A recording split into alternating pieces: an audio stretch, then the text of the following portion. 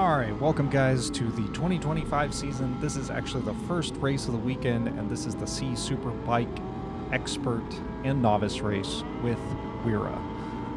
We are waiting for the expert riders to go here. We hold up. This is a two-wave start. This is my first time doing those, so I wasn't sure how much time, so I just immediately go ahead and get on the gas here with my launch control, and I'm just kind of waiting here a while.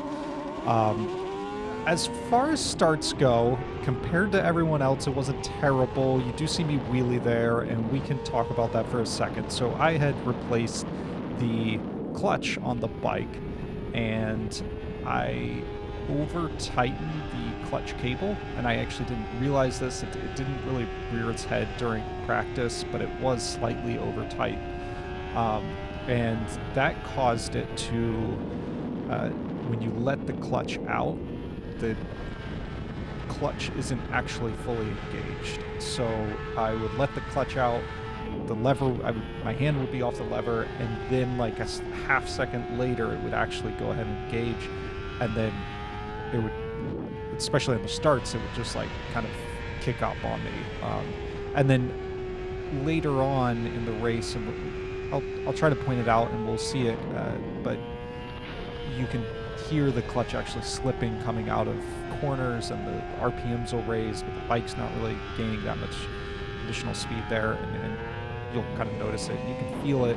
It's a little unnerving because it's also not entirely dissimilar, at least the first couple times it happens, from like the real wheel spinning, because you just kind of notice this disconnect between your speed that you're gaining and the throttle response. So whatever. So we're off to a not bad start here. I actually got around pretty much everyone except for Caleb Kephart, who's taken off in front of all of us. I end up doing a decent lap on this next one, and we are in second place. This is like a really good place to be. I'm excited about it. Again, this was my first time racing with WERA, so I really didn't know what the competition was like. Obviously, Caleb's fast here, and he's, I'm not really catching up to him. He's kind of maintaining a pretty good gap there on me. But we've gotten around traffic, and that's exciting. We can just kind of focus on doing some clean laps and putting some stuff together here.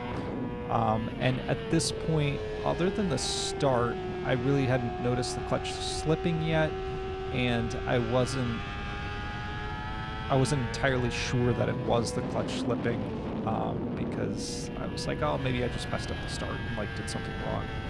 But we'll see how it comes back here in a little bit. So this was actually going to be my fastest lap of the race. And there we are. We've got a 1:17, which isn't bad. However, as we come through here, you kind of catch up the top right corner there that the red flag was waving. So this race actually gets red flagged. We have to come back into the pits and redo this. And so this is, I think, one of the first times, if not the first time, I've ever been in a race where we got red flagged. I'm trying to remember last year. I don't think we had anything with Pan Am that was red flagged that wasn't just canceled. So we got to go back to the pits. We will regrid. We'll actually regrid in the same order that we went out in. There were only 2 laps that we passed, and I don't think that it actually counted for the other one. Off we go again, and there we go. It wheelies again after I thought I had let the clutch out. So everyone else gets by me. I can't really do anything about it, and I just try to kind of brake a little bit in the turn 1. So we've got a decent chunk of people in front of me. You see Caleb Kephart still out front. He's going to take off around everyone. Then I think at this point that might be Austin behind him.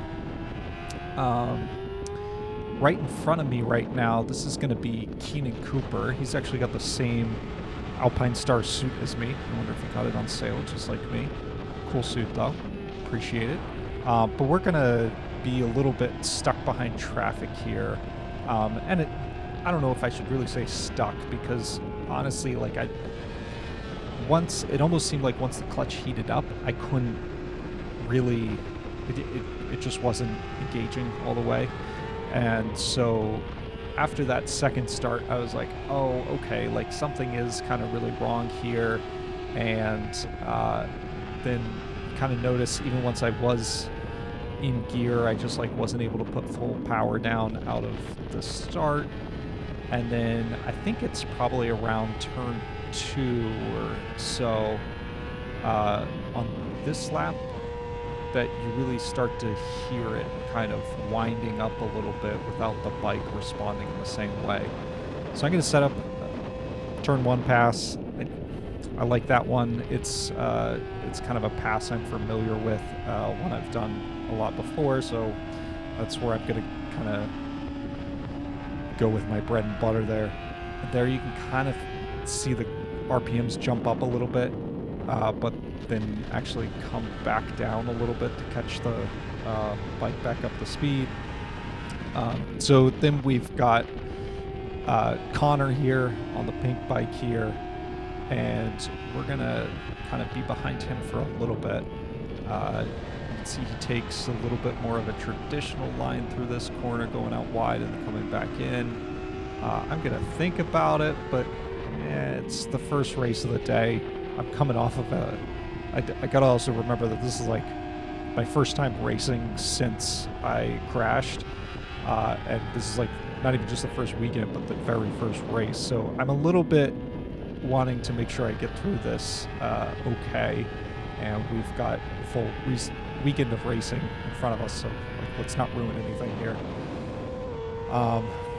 And yeah, like everyone just takes off on me on this straight, and I don't think I really knew at this point that I was losing power from the clutch, but it became pretty obvious later in the race.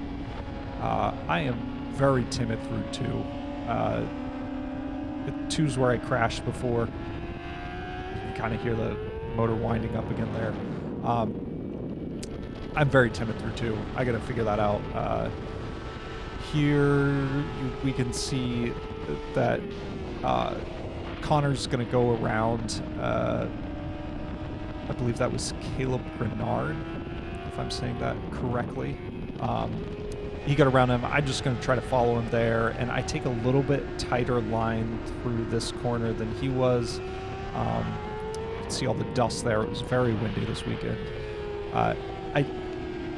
On track days, I will often go out wider in that turn. When we're racing, I tend to keep a little bit of a tighter line in there just so that no one comes up underneath there. I do notice that like I'm overslowing for this corner as well. And so one thing I start trying to focus on is just like carrying a little bit more speed through there, not slowing down quite as much. I don't really get that figured out this entire weekend even, and so it's something I gotta get back and work on when I go back. But at least we know where some of these spots are that I'm losing a lot of time. 2 I'm overslowing for again, and you know, I can carry a lot more speed through there. Even 3 here, I really should be, you know, adding another, what is that, 5 miles an hour through there, so 3 or 5. This corner, you know, not terrible, but I feel like everywhere I just like, I'm not super confident on the bike again, and except for maybe this corner, I was having some fun on this corner, as, you know, I always do. I like that corner a lot. Don't like this corner. I feel like I don't mind the corner. It's just I'm not as good on the right-hand side as I am on the left, and that one especially. Along with 4, if you go out wide, like it really does kind of dump you off just the way the pavement's banked at Roebling.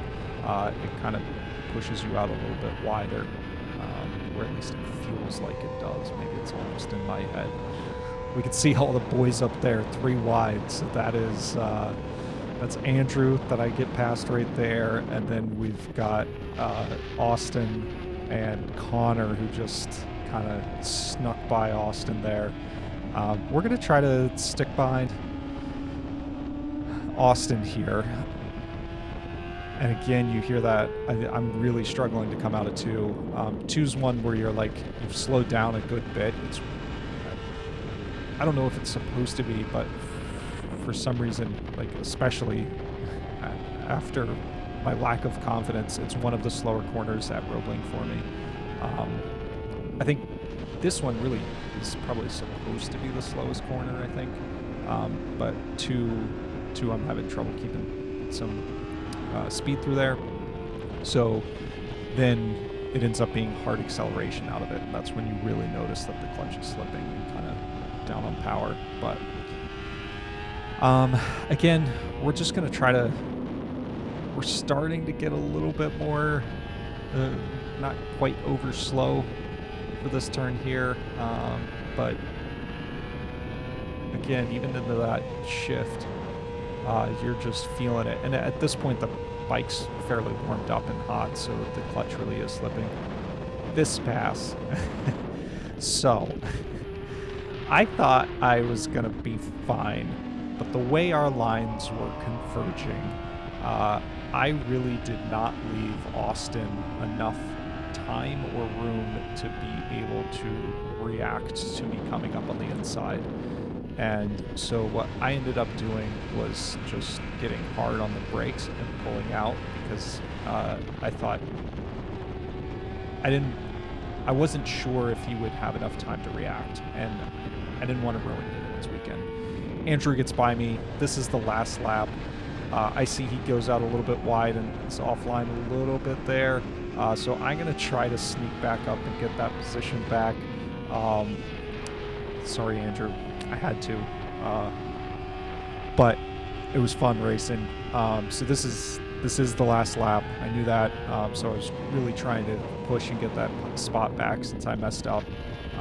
And then at this point, we're just going to try to follow Austin out of this corner. And then also we'll see we kind of sneak over to the right side to try to block that draft, make sure Andrew doesn't come back, because I know he's got a faster bike.